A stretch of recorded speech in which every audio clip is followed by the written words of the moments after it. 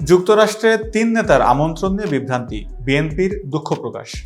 যুক্তরাষ্ট্রের national prayer ব্রেকফাস্টে নবনির্বাচিত মার্কিন প্রেসিডেন্ট ডোনাল্ড ট্রাম্পের পক্ষ থেকে বিএনপির ৩ নেতার আমন্ত্রণ নিয়ে বিভ্রান্তি তৈরি হওয়ায় দুঃখ প্রকাশ করেছে দলটি। বিষয়টি স্পষ্ট করে দলটি জানিয়েছে, অনুষ্ঠানটি মার্কিন সরকার আয়োজন করে না, এটি জাতীয় প্রার্থনা প্রাতরাশ ফাউন্ডেশন আয়োজন করে থাকে, যা একটি নির্দলীয় সংস্থা।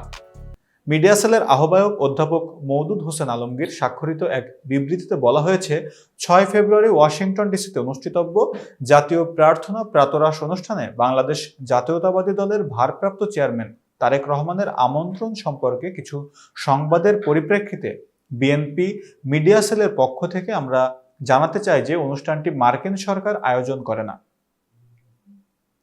জাতীয় প্রার্থনা প্রাতরাশ ১৯৫৩ সাল থেকে প্রতি বছর অনুষ্ঠিত হয়ে আসছে এবং এতে মার্কিন রাষ্ট্রপতি, সিনেটর, কংগ্রেস সদস্য, ব্যবসায়ী এবং ১০০টিরও বেশি দেশের গণ্যমান্য ব্যক্তিরা অংশগ্রহণ করেন।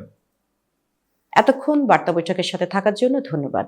নতুন নতুন তথ্য ও সংবাদ পেতে বার্তা বৈঠকের ইউটিউব চ্যানেল ও ফেসবুক পেজের সাথেই থাকুন।